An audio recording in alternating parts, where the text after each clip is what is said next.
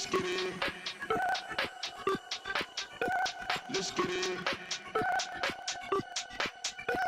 Let's get it.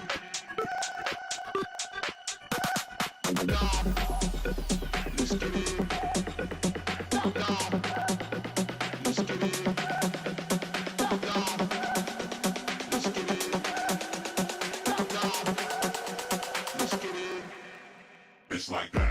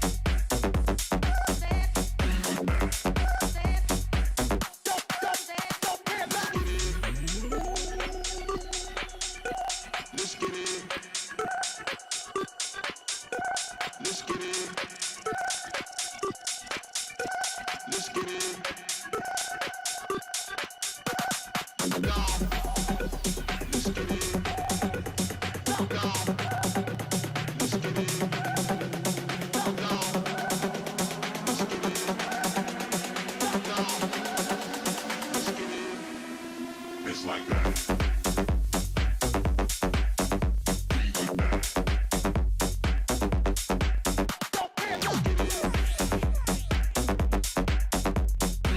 Il tiro Alberto Palotti,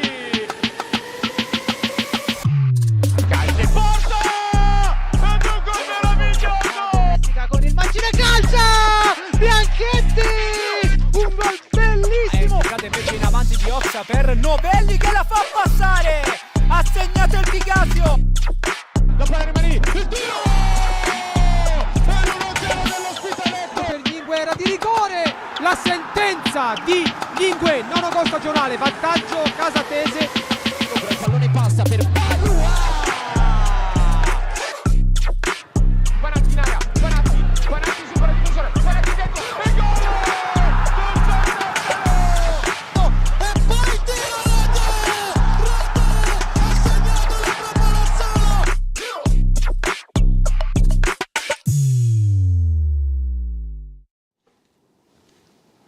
Amici BPTV, buonasera, ben ritrovati, puntata numero 34 di Time, 37esima giornata in archivio, parleremo del girone B, un solo titolo oggi, un solo titolo questa sera, Ospitaletto, finalmente il sogno diventa realtà. Ecco, questo è l'unico titolo che merita oggi di essere detto, e dopo avremo anche Paolo Musso e ci racconterà un po' quello che è successo tra ieri e oggi, perché erano a festeggiare come ci ha detto ieri. Intanto in studio vado a salutare Nicola e Ivan. Ciao Ivan, ciao Nicola. Ciao Piero. E in collegamento abbiamo Lorenzo Di Meo, che non lo vedo, eccolo qui. Ciao Lorenzo. Buonasera a tutti, ciao ragazzi. Scusatemi la postazione. In macchina perché sei in viaggio per la Francia. In viaggio. Pensavo di partire prima e di riflesso di arrivare prima, ma sono ancora molto distante dall'obiettivo. Va bene. Quindi mi sono fermato. Ogni tanto ci sta che ti fai anche tu la trasmissione, la puntata in macchina, dai. Ieri cosa hai visto? Ho visto Casatese Desenzano. Che partita è stata? Dai, partiamo dalla casetta in attesa di Mus e poi... È stata una partita dove probabilmente la vince il Desenzano senza strafare, non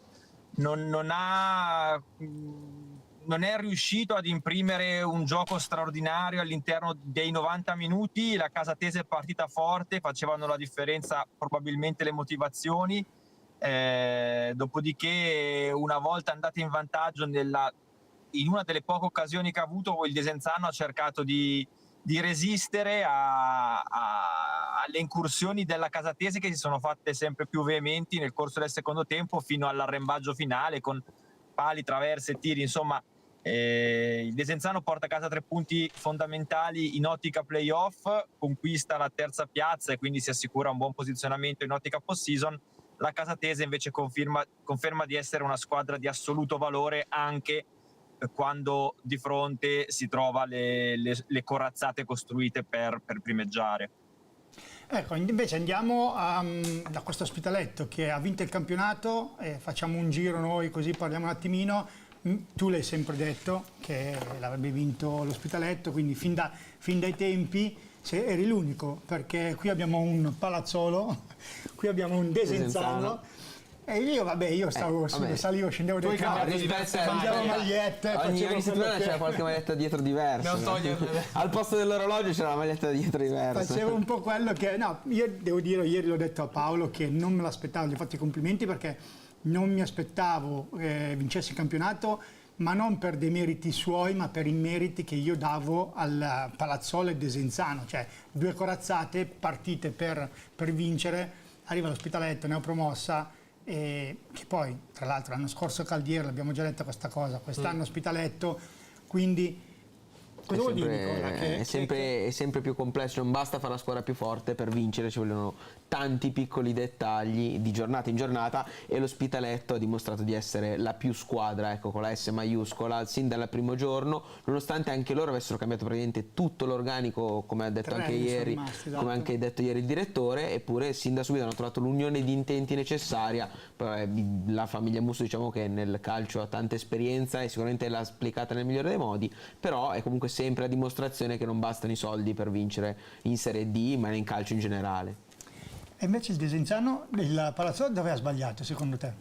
Credo che la Palazzolo abbia avuto qualche scivolone. Allora, quello con la Castellanzese è stato la partita, diciamo. Io l'ho detto, lì, che ha un po'... lì sono quei 3 punti che pagherà per il campionato. Però credo che la grande sorpresa sia arrivata, secondo me, contro la Casatese, perché un crollo 4-0 contro la squadra che sai che è la tua bestia nera, perché anche l'anno scorso era successa.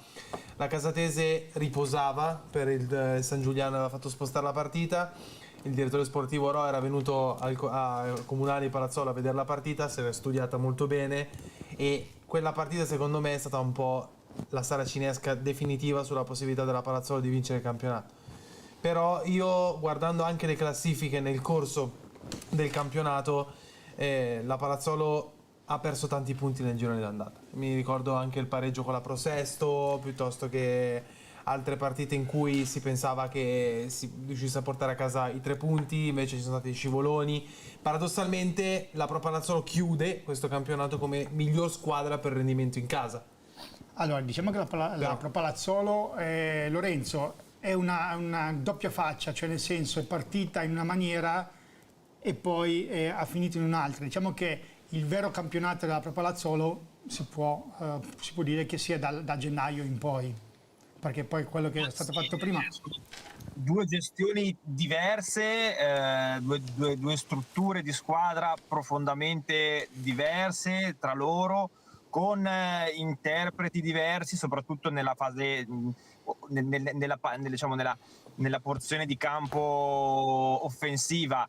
È chiaro che se ci limitiamo a guardare questa seconda parte di stagione, io ci vedo le basi per quella che può essere poi una stagione importante nel prossimo anno, perché la squadra ha delle certezze e su queste certezze penso si voglia intervenire per creare poi i presupposti per una stagione finalmente da protagonisti dal giorno 0. Bravissimo. E infatti Nicola, la Palazzola la favorita proprio perché ha creato questa base, questi 6 mesi. Sì, questi 6 mesi parte avanti rispetto alle altre, soprattutto poi sappiamo il presidente quanto ci tiene a rispettare gli obiettivi e sappiamo benissimo che l'anno prossimo deve essere l'anno della Pro Palazzolo, c'è poco da discutere, ecco, l'ha detto 1000 volte. Logicamente c'è anche da capire poi invece il Desenzano, perché non farà lo sparring partner come non l'ha voluto fare quest'anno, sicuramente non lo farà anche l'anno prossimo, anzi vorrà fare un altro campionato assoluto protagonista. Visto che ti ha in ballo Claudio Forlani, facciamo i complimenti perché quella femminile al primo anno è andato in Serie C praticamente, quindi ha centrato l'obiettivo e quindi facciamo i complimenti. Battendo il Como. Cioè, Battendo il Como. cioè, Battendo comunque il Como. il Como, Un'altra squadra Como che degli ha investito Artonio, tantissimo presidenti nel femminile. ricchissimi. L'allenatore del la Como popolazione femminile è l'ha un ex Manchester United, quindi ha messo... Sì, sì, no, è incredibile, soprattutto il Como. Battendo il Como, quindi complimenti a Forlani, primo anno ha centrato l'obiettivo femminile, questo l'anno prossimo è il terzo anno, quello Della verità, della o verità. meglio che non si può sbagliare. Poi secondo me ha fatto anche intendere che al massimo lui ha detto avrò fallito, e vabbè, non è secondo me il termine giusto, anche perché poi i 3 campionati, cioè i primi 2 campionati sono comunque di spessore. Secondo me dire che si fallisce quando non si vince, a prescindere, andare oltre l'obiettivo, non è mai corretto, però comunque c'è modo e modo, ecco. Però sappiamo già che sarà una stagione, diciamo, con dei diktat ben definiti, delineati in quel di Palazzolo, e partire prima sta dando una mano, anche perché stai chiudendo molto bene, perciò tutto fa presagire che si cambierà poco, ecco, nel corso del appunto, quindi della sarà stagione. così, sarà la Pro Palazzolo avvantaggiata perché cambierà poco. A Desenzano secondo te cambierà, non ha creato in questi 6 mesi, in questi 3 mesi, perché loro stavano, mentre la Pro Palazzolo secondo me giocava avendo fatto tutti i cambiamenti, ma non per vincere, perché sapeva che doveva rincorrere, diceva arriviamo dove possiamo arrivare più in alto possibile. Invece Desenzano ci ha creduto fino alla fine, quindi Desenzano è rimasta con quella squadra, con quello zoccolo duro, diciamo, che ha fallito, tra virgolette, il secondo. Lo però ha zoccolo fallito. duro sfortunatamente, diciamo che è cambiato molto spesso per vedere tanti Gli infortuni che poi stanno pesando totalmente, cioè hanno pesato totalmente sul Desenzano, che si è trovato, se prendiamo la squadra della prima giornata e quella che ha giocato ieri, dei titolari sono cambiati ce n'è. tutti, ma non cambiati per scelte tecniche praticamente, ma cambiati tutti per via di infortuni vari. Ad esempio Antonelli, che è l'autore del gol partita, e non ha iniziato neanche la stagione, l'abbiamo visto praticamente a metà campionato per via di un infortunio. Cioè sono state tante le deroghe, che poi vabbè, a fine campionato premiano sempre la squadra più forte, però diciamo che qualche asterisco il Desenzano lo può asserire, nonostante il super squadrone che aveva costruito. Sì, perché poi alla fine è 74, 69, 69. Anzi, facciamo una bella cosa, andiamo a vedere i risultati e classifiche e poi continuiamo a parlare. Allora, risultati: Arconatese Chievo Verona 2-1, l'Arconatese fa una vittoria che non serve più a nulla praticamente. Casatese Merate perde in casa col Desenzano, Castellanzese vince 3-2 con la Folgore Cartese, Ciliverghe Ospitaletto 1-1, Crema con la Milano 2 pari, Fanfula San Giuliano 1 pari, Magenta 2-0 con il Sant'Angelo, Nuova Sondrio 2-0 con la Varesina, Pro Palazzolo 4-0 con il Breno, Vigasio Prosesto 3-2. Per una classifica che dice: Ospitaletto 74 punti, Pro Palazzolo insieme al Desenzano 69, Casatese Merate 68, Folgore Cartese 67. Anche qui la Folgore ha mollato proprio alla fine, era lì per Sì, ha vincere. giocato il titolo fino alla fine, poi in queste ultime partite. Ieri, paradossale, il finale di partita con la Castellanzese, 3 gol in pochissimi minuti. Sì. Da 2-0. Proprio da squadra Da 2-0. che ha un po' staccato anche la spina, visti i risultati Esatto. dall'altra parte, poi che ormai, diciamo che poi se si giocano in playoff, arrivare secondi, arrivare quinti, sì è vero, giochi in casa, in trasferta, però lascia un po' il tempo che trova. Varesina 63, Chievo Verona 54, Prosesto 49, Nuova Sondrio 47, Clavi Milano 46, via via poi andiamo in fondo con Arconatese, Ciliverghe e Fanfulla che salutano la categoria. Adesso vediamo tra Magenta e Crema cosa succede. Dopo abbiamo fatto tutti i vari incroci per capire tra le due chi lascia la categoria. Detto questo, No, sì, vabbè, dato che ci siamo scambiati questo sguardo, noi volevo aggiungere, prima dicevi che la Pro Palazzolo giocava quasi un po' per vediamo dove arriviamo. Secondo me non è proprio una visione corretta di quello che è stato all'interno del campionato, perché la Pro Palazzolo arriva fino alla partita con la Castellanzese che giocava con l'ambizione di vincere il campionato e aveva la possibilità di vincere il Ma campionato. anche Poi, contro la Casatese, che poi ha perso 4-0, No. però avesse vinto quella partita, Certo. era lì Sì, sotto ma con secondo lo me- scudetto. proprio il campionato magari di chi rincorreva, che non si è mai riuscito a mettere davanti a fare il ritmo, tant'è che poi lo specchio finale di questa cosa è che l'Ospitaletto vince il campionato pareggiando una partita, cioè nel senso, perché dietro non fanno punti, nel senso. infatti l'Ospitaletto, al di là della sua bravura che ha avuto tutta la stagione, l'andata l'ha stravinto, il ritorno fatto Terzo in fatica, classifica fatto fatica, ma alla fine deve ringraziare che dietro non hanno fatto, no Lorenzo, che dietro non hanno fatto punti quando l'Ospitaletto era in difficoltà. No, io come lo dicevo 2 mesi fa, l'Ospitaletto, anche se ha avuto delle partite in cui non è riuscita a portare a casa il risultato, spesso e volentieri è riuscita a portare a casa un pareggio, a smuovere la classifica, a fare il punto, e di nervi è riuscita anche nel momento di difficoltà, con la forza del gruppo, con la comunione di intenti, a raggiungere il risultato. È vero che dietro un pochettino si sono fatte la guerra tra di loro e i punti si sono sono stati un po' equamente distribuiti anche tra le big, vuoi per gli scontri diretti che questa stagione sono stati tanti, perché 5, 6, 7 squadre hanno fatto il vuoto. Però in generale l'Ospitaletto ha vinto perché ha perso di rado, e anche nelle partite più complicate è riuscita a portare un punticino dalla sua parte. Vero, vero. Io sono d'accordo con Lorenzo, ma anche perché l'Ospitaletto ha avuto la bravura di sapersi compattare. Vai, parla. Ok. Ha avuto la bravura di sapersi compattare, secondo me, anche nei momenti di difficoltà, e nelle squadre dietro. La Pro Palazzolo abbiamo detto che ha cominciato di fatto la sua stagione a gennaio. Il Desenzano, a differenza dell'Ospitaletto, forse ha avuto meno unità di intenti? C'è stata qualche rottura di più nello spogliatoio? Non lo so.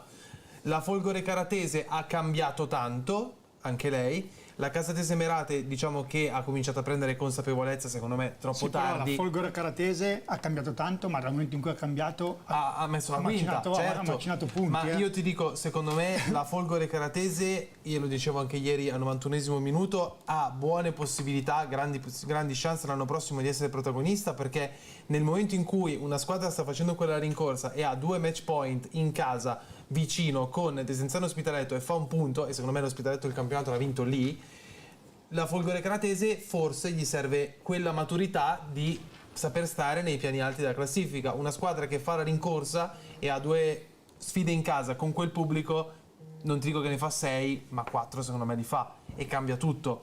Poi dopo c'è anche da dire che nella giornata in cui l'Ospitaletto ha battuto il Desenzano era la giornata del 4-0 della Casatese sulla Pro Palazzolo, quindi, e la Pro Palazzolo aveva 2 punti dall'Ospitaletto, aveva vinto col Magenta e stava a 2 punti. Sì, no, vero. Quindi Ma l'Ospitaletto comunque ha gestito molto bene, soprattutto con lo scoglio Folgore Desenzano, Sì. con il pareggio alla vittoria. Sì, sì. Ma di questo e altro ce lo facciamo dire direttamente da Paolo Musso. Eccolo qui. Ciao, buonasera a Paolo. tutti. Allora, Ciao, complimenti, stracomplimenti, ieri te l'abbiamo fatti, tutto il giorno che te li facciamo. Raccontaci cosa è successo dal fischio finale, poi ci racconterai cosa è successo alla partita, come è andata la partita, ma dal fischio finale fino adesso. Ma sei allora, anche a casa in la canottiera, ancora sei appena svegliato, mi sa, vero? No, ho già avuto una giornata, mi sono svegliato tardi rispetto ai miei standard, però è stata una giornata già bella intensa. Allora, cosa è successo ieri? Raccontaci un po' della festa.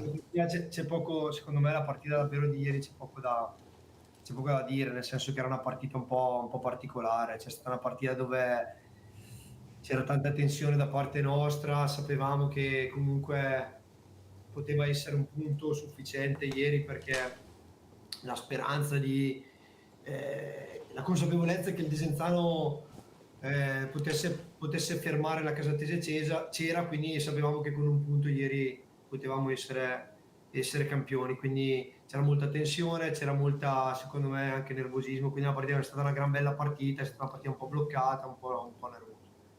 Dopo, diciamo che dal fischio finale in poi è stato bellissimo tutto, è stata una festa bellissima, ci siamo divertiti, si è perso un po' anche, diciamo, la testa, abbiamo fatto delle belle cose, è stato bello, ci siamo divertiti, abbiamo il piacere di stare insieme, tutti insieme dall'inizio dell'anno, e quindi ieri è stato poi l'apoteosi di questa stagione dove ci siamo davvero divertiti tanto, e senza avere più nemmeno il pensiero di dover pensare a tornare a allenarsi martedì. Ecco Paolo, una domanda su tutte te la faccio, ma C-Time nasce da cosa?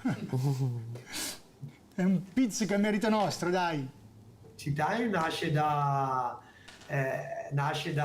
D-Time di Beppe TV, e è dedicato ai giornalisti tifosi Ivan e Nicola, che hanno sempre indossato le magliette di Palazzolo e Desenzano, e quindi i ragazzi, cosa di nessun tipo, per nessun modo irrispettosa, Giusto. Ma guarda, alla fine che sembravo io quello ma io mi sono salvato, le ho messe tutte e mi sono salvato. Loro invece fino alla fine è vero. Io apprezzo l'ultima settimana su TikTok mi uscivano spesso le dirette di Baraie e apprezzo che era ogni 2x3 un commento palesemente nei nostri confronti con Baraie che diceva no noi ci salviamo quando continuava su questo partito. Poi vabbè, logicamente io dalla mia parte ho cercato di difendere fino alla fine un partito che avevo preso a inizio campionato, non per altro perché mi sembra poco corretto, e poi non ho cercato mai di svalutare l'operato dell'Ospitaletto. Nicola, sto scherzando. No, lo so, ma infatti non mi permetterei mai. Onestamente, tu hai sempre detto una cosa che io condivido, no?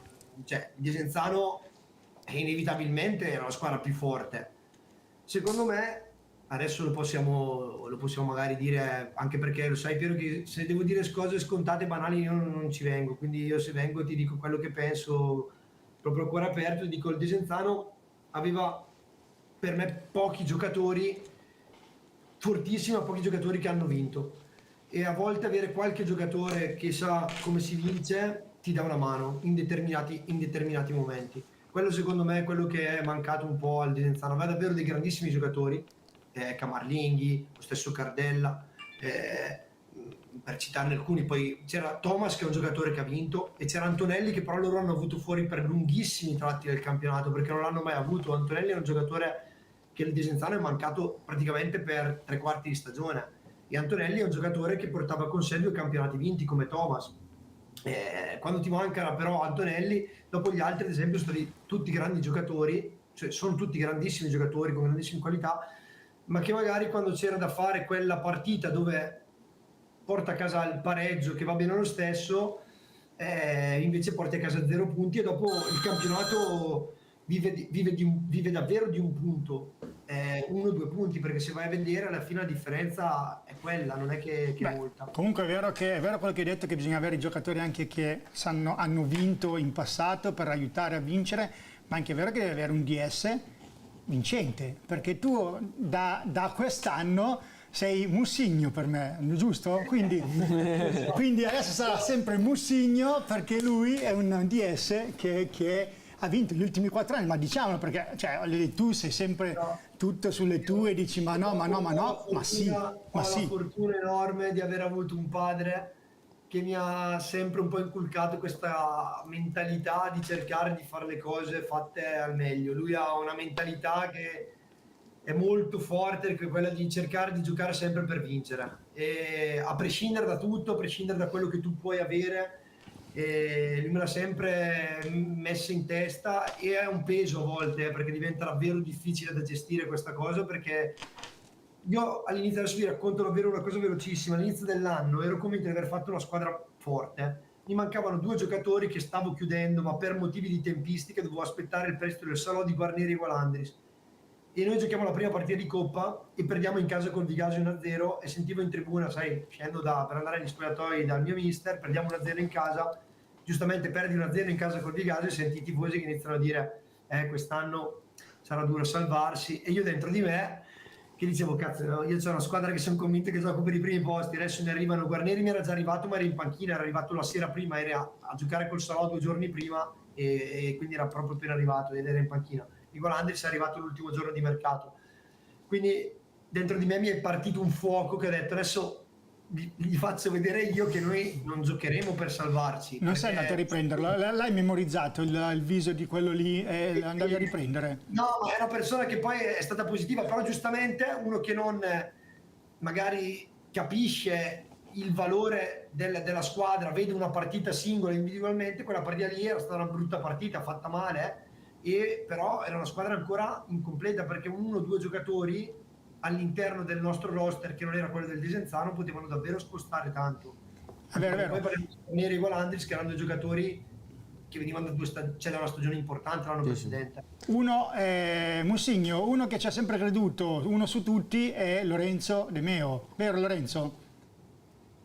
Sì, lo stavamo dicendo prima, l'ho scritto anche ieri a Paolo, a cui faccio anche a voce le congratulazioni. Avete fatto una stagione straordinaria, e sì, cioè, ci ho sempre creduto. Vedendo le vostre partite non è che ci credevo così a sensazione, come dire, era una valutazione non faziosa, era una valutazione tecnica per quello che avevo visto, no? Insomma, quindi Paolo, ancora complimenti, e permettimi di aggiungere soltanto una cosa. Hai ricordato adesso l'importanza degli insegnamenti che tuo padre ti ha trasmesso e del modus operandi che ti ha inculcato nel lavoro, e in queste categorie ci capita, chi fa il nostro lavoro, di incontrare spesso giovani aitanti, figli di padri ingombranti, che occupano posizioni di vertice per legami parentali e non per competenze, con risultati spesso ondivaghi dal punto di vista della gestione sportiva. Ecco, il tuo caso è qui a dimostrare il contrario, cioè che con le competenze si va ben oltre quello che è il legame di sangue, e il legame di sangue inevitabilmente ti ha dato la fiducia di poter iniziare questo progetto, ma stai dimostrando al mondo le tue capacità, e direi che i tuoi campionati vinti in questi pochi anni sono lì a testimoniarlo.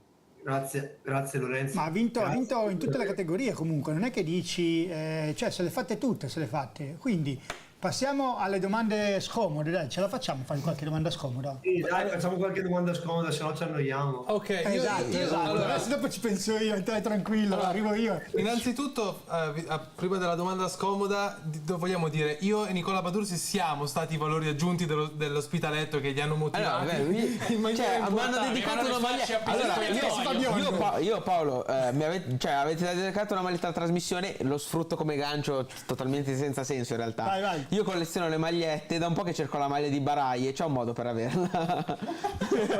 In diretta così. Non può dir di no. Ti aspettiamo quando vuoi e te la do assolutamente. Tanto Barai è quello che ha regalato più magliette, cioè praticamente ogni settimana bisognava ordinare nuove magliette, perché lui ogni partita regalava tutte le magliette e bisognava No, lo so bene perché appunto ho cercato di informarmi. No, io voglio la maglietta di C-Time. A me interessa quella di C-Time. Quelle sono finite, ma le abbiamo riordinate, quindi te la terrò sicuramente via, perché ti giuro che perfetto. Quindi andiamo con le domande. Figlia, ma io non ce l'ho. Sì, me l'hai detto anche ieri che te l'hanno fregata, quindi Io non ce l'ho. andiamo con le domande, dai, scomode. Scomoda. No, allora, vabbè, al di là di tutto, direttore, la mia domanda è perché in un campionato così punto a punto è deciso a pochi minuti, pochissime giornate dalla fine ormai, ti chiedo, se dovessi attribuire una percentuale alla vittoria dell'Ospitaletto, quanto dai alla forza della tua squadra e quanto dai ai demeriti delle altre, agli errori e passi falsi, a livello di percentuali? 100% merito della nostra squadra.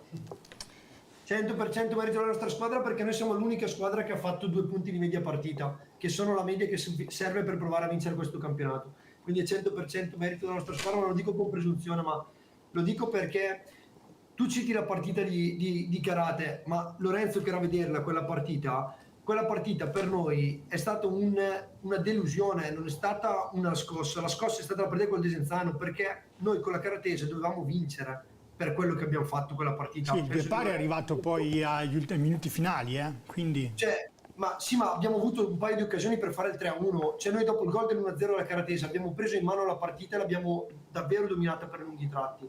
Mentre col Desenzano, perché il calcio purtroppo poi è così, col Desenzano abbiamo fatto 75 minuti dove probabilmente non abbiamo mai calciato in porta, dove meritava il Desenzano, e invece negli ultimi quarto d'ora poi è successo quel qualcosa che ha portato a farci fare 2 gol, e abbiamo per assurdo, quindi per me ci mancano 2 punti con la karatese, e forse ce ne siamo presi poi 3 che sono stati proprio determinanti col Desenzano, che io non sono...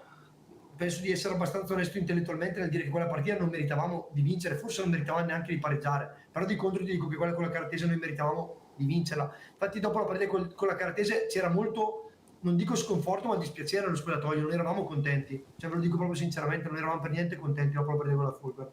Mentre la partita con il Desenzano chiaramente è stata un'apoteosi. Nicola c'era. Sì, confermo, è stato incredibile. Poi secondo me lì l'errore grosso è l'errore grosso del Desenzano al volo, perché Gaburo in conferenza dice il pareggio lasciava il tempo che trovava, e in realtà Il pareggio comunque avrebbe limato un minimo ancora le sicurezze dell'Ospitaletto, che sarebbe stata la quinta, sesta partita senza vittoria, e invece ha dato quella spinta che poi le ha dato la scossa per il fine di campionato, e si è visto proprio nei tifosi, cioè è stata una cosa incredibile, è stato un assalto totale, è stato bellissimo Ma onestamente. penso che il mister intendesse che il pareggio non cambiava per loro. Sì, no, lo so, però logicamente... Per noi cambiava, cioè è detto bene, Sì, per sì, noi, sì. a noi serviva quell'evento positivo, a noi serviva per riprendere un po' di coraggio, perché ci era iniziato a mancare, un po' di certezze, no? Per loro probabilmente il pareggio effettivamente li avrebbe comunque un pochino tenuto fuori dalla lotta. Quindi vicino al- quando parlavo di benzina, mica benzina, finita la benzina, cos'è che mancava? Cosa c'era in quel momento, in quel periodo nello spogliatoio? Che paura avevate? Al di là che io dicevo benzina, ma in realtà questa benzina, diamogli un nome. Ma allora, la spiegazione, se l'avessimo davvero, saremmo dei maghi e penso che sia impossibile. Ti dico che l'analisi che ho fatto io anche col mio staff è quella che la partita con la Casatese dell'1-1 di Ningua al 95esimo ci ha un pochino tolto alcune certezze, perché noi eravamo una squadra che difficilmente subiva gol, era una squadra che aveva una solidità difensiva importante, e quindi quella partita lì era una partita che di solito noi abbiamo sempre portato a casa, anche perché non c'era bisogno di prendere gol in quella partita, e quel gol lì al 95esimo un pochino ce lo siamo portati dietro. Poi ci sono stati, cioè le partite vanno viste, guardando gli highlights a volte ci si fa secondo me un'idea sbagliata. Noi abbiamo perso delle partite, cioè noi a San Giuliano perdiamo una partita per un infortunio del nostro portiere, noi col Sondrio perdiamo una partita per un infortunio del nostro portiere, i nostri portieri hanno fatto un girone d'andata clamorosa e hanno fatto un girone di ritorno dove hanno, diciamo, addensato un po' di errori. Mettici insieme qualche errore dei singoli più un momento di deficit che è, diciamo, abbastanza anche Plausibile.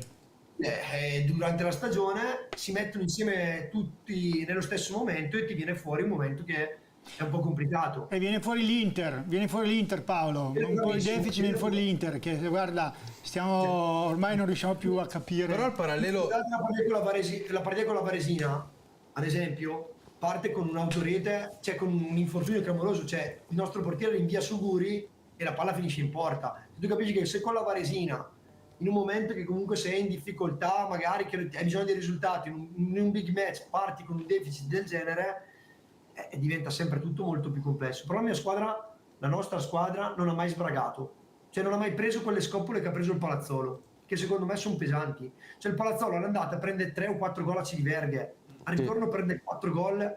Non serve vincere le partite 5-0 secondo me, e questa è una cosa che ne ho parlato anche con Marco, cioè loro per assurdo hanno fatto delle vittorie roboanti, 5-0, 4-0, 6-0, noi non abbiamo mai fatto delle vittorie roboanti, però non abbiamo mai neanche fatto delle sconfitte così rumorose come hanno fatto loro, che secondo me vuol dire tanto anche a livello psicologico, a livello... nella testa ti lasciano qualche strascico quando prendi 3-4 gol e sei una squadra importante, secondo me.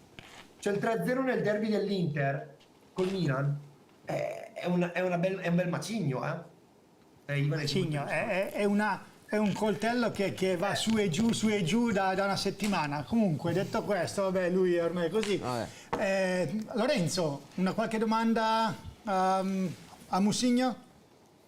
Paolo, ti volevo chiedere, magari scivolando su passaggi un po' più, diciamo, tecnici legati al lavoro che fai, alla creazione di una rosa, volevo chiederti, insomma, visto che vi aspetta il professionismo e visto che il professionismo, lo sappiamo, senza scivolare in aspetti tecnici legati a versamenti, ad aliquote, a fideiussioni che magari sono poco adatti a questo tipo di momento, volevo chiederti, nell'ottica di propiziare una gestione sportiva sostenibile, se la tua idea fosse quella di creare un gruppo ancora giovane. Tu quest'anno vinci con 4 under, volevo sapere se la tua idea di gruppo fosse ancora improntata sugli under, anche in ottica minutaggio, se avevi già fatto un conto anche economico, spannometrico sotto questi, diciamo, considerando questi criteri, o se invece non ti sei ancora posto il problema, come è legittimo che sia, insomma, e vuoi pensarci più avanti. No, sei sempre molto giusto nelle riflessioni che fai, Lorenzo. Sicuramente l'Ospitaletto sarà una squadra con un budget molto, molto ridotto, che dovrà lavorare sull'idea, quindi dovrà lavorare sugli under, dovrà sicuramente lavorare sul discorso dei giovani, dovrà essere brava a fare quello che ha fatto quest'anno con la Feralpi. C'è un discorso di sinergia vera, sincera, forte, senza scrivere accordi, dove si è collaborato e si è fatto un accordo tra società vicine, tra società serie, tra due direttori, io e Andrea Ferretti, che ci stimiamo e ci rispettiamo moltissimo, forse perché siamo entrambi molto giovani, e anche lui è un vincente, perché negli ultimi anni ha dimostrato di essere un vincente nonostante sia del 96, ha vinto un campionato già di Serie C, quindi tanto di cappello a lui. E abbiamo fatto un accordo, cioè lui mi ha dato senza problemi i suoi 2 milioni del 2004, perché sapeva e gli avevo garantito che uno non escludeva l'altro, anche se non avevamo l'obbligo di usarli tutti e due. E quindi sicuramente l'idea è quella di andare avanti in quell'ottica lì, lavorare sul territorio, quindi sui giovani principalmente, che siano bresciani o comunque nella zona bergamasca, massimo milanese, che quindi non abbiano bisogno di alloggio, che possono vivere nel loro habitat naturale, perché secondo me un problema è anche portare fuori un ragazzo da quella che è la sua dimensione di vita. A volte è un bene, a volte può diventare un problema, perché gli aggiungi, oltre che l'ambientamento calcistico da una primavera che è difficile, e questo l'aveva toccato secondo me bene Rol, il problema è anche commisso, è più facile ambientare un ragazzo che ha già fatto un campionato con i grandi che ambientare un ragazzo per quanto forte che ha già fatto una primavera. Cioè Guarneri e Gualandris quest'anno erano già avanti anni luce rispetto a tanti altri ragazzi, perché avevano già l'esperienza importante. Lo stesso Bonardi, portiere, è vero che venivano dalla retrocessione col Ponte San Pietro, ma comunque veniva già da un anno di esperienza con i grandi. E secondo me è un aiuto importante per questi ragazzi, è cosa che ad esempio purtroppo la società principale della nostra città, cioè il Brescia, fa fatica. Cioè, io trovo assurdo che io non abbia avuto un giocatore in prestito al Brescia, nonostante li abbia cercati. È una cosa secondo me assurda, mentre ne avevo 4 in prestito alla Feralpi Salò e ne avevo 0 dal Brescia, e secondo me è significativa come cosa. Vero, vero. Paolo, un nome su tutti, so che non lo vuoi fare, ma un nome su tutti che ti ha sorpreso e ti ha, hai detto meno male che c'è, cioè nel senso che proprio ti ha sorpreso, che non pensavi, che ti ha sorpreso positivamente, ma devi farmelo, un nome su tutti. Anche se non è giusto per rispetto degli altri, lo so, però è uno su tutti, devi farlo. Ma c'è sempre uno su tutti, c'è sempre. Ti devo dire che io voglio fare un nome che è quello di Matteo Lucenti, perché Matteo Lucenti non me ne vorranno gli altri. Esatto, ma no, ma assolutamente. Meraviglioso. Ha giocato penso 13 partite da titolare nel girone d'andata, quindi praticamente sempre. Poi il mister ha fatto una scelta erano molto alternati lui e Gritti, poi ha scelto di andare un po' più in continuità con Gritti, ma Matteo è stato impeccabile. Un valore aggiunto nello spogliatoio sempre positivo, un allenatore in più in panchina, una parola sempre positiva per i ragazzi giovani, e una persona che secondo me avrà un futuro, può giocare ancora tanti anni perché è comunque giovane, ma ha già un futuro scritto come allenatore, perché è un ragazzo meraviglioso. Perfetto, vedi, c'è un nome su tutti, c'è sempre un nome, basta dirlo. Nicola? Sì, abbiamo parlato tanto di scommesse vincenti, di un direttore vincente. Io volevo parlare anche dell'unica invece che è andata male, e perciò vorrei chiedere quanto rammarico c'è per l'affare Ciciretti e secondo lei cosa non ha funzionato. Secondo te cosa non ha funzionato? Ciciretti. Non ha funzionato, che purtroppo Amato è un ragazzo che aveva troppe problematiche extracalcio che non gli hanno permesso di concentrarsi. Io lo capisco, perché quando c'è di mezzo l'aspetto familiare, purtroppo non c'è poco da fare, la concentrazione la perde quando ci sono di mezzo cose che riguardano aspetti familiari, davvero diventa difficile. Mi dispiace tanto perché è un bravissimo ragazzo, però penso che in questo momento lui abbia cose più importanti che il calcio da cui pensare. Lo sta dimostrando anche, vedi che è andato a Latina, però io lo sento spesso, lui ha davvero altre cose, altre priorità in questo momento, giustamente, ripeto, perché lo capisco, perché io ho una bambina piccola, che è un pochino più piccola di suo figlio, quindi è giusto che lui abbia altre priorità in questo momento. Si riparte da Quaresmini? Se lui accetterà, dobbiamo sederci, se lui accetterà di di affrontare di nuovo questa follia insieme a me, penso che sarebbe assurdo non provarci. Però vediamo, perché io penso e spero che adesso al mister qualcuno alzi il telefono e lo provi a chiamare, perché cioè, i dati di fatto sono lì e sono lampanti. Cioè, io sono debitore sempre nei suoi confronti, perché lui non mi chiede mai un giocatore, ve lo giuro, non mi chiede mai, non mi fa mai il nome di un giocatore. Io so come lui vuole giocare, so le caratteristiche. Adesso sì che comincia a suonare il telefono, fidati, perché dopo questa Sì, frase infatti, tutti che lo chiamano. la miglior pubblicità Tutti. della storia. Finalmente. No, ma perché sai, è vero che poi uno può decidere, no, io sto ospitaletto perché giustamente sto bene ospitaletto, però sai, ricevere delle chiamate ogni tanto di offerte è comunque gratificante, dopo uno dice di no. Però il fatto di dire non mi ha chiamato nessuno perché sanno che sto ospitaletto, sì, fino a pagina 2, perché se davvero ti interessa, io se un giocatore mi interessa, anche se so che sta a Palazzolo, ma a Palazzolo non perché con Marco c'è rapporto, ma a Desenzano io ci provo. Vabbè, è vero, ma è vero anche che hai detto che se Marco fosse arrivato a Palazzolo prima, come abbiamo detto ieri nel 91esimo minuto, tanti giocatori non li avresti presi e comunque forse non saresti qua nelle vesti di vincitore? Assolutamente sì. Cioè, ti dico, secondo me Guarneri era un giocatore che andava preso sempre per una squadra bresciana. Era una follia che Guarneri, se non stava in Serie C, non poteva non essere preso da una squadra bresciana. Io, se ci fosse stato Marco, sono convinto che lui sarebbe stato lì in pressing come ho fatto io. Cioè, ti racconto l'aneddoto, io Gualandris sono stato fuori dal campo di allenamento della Feralpi Salò fino al 31 di agosto a implorarlo perché i procuratori non lo volevano portare in Serie D. Io sono stato sotto la pioggia al campo di allenamento del Salò a cercare di convincerlo.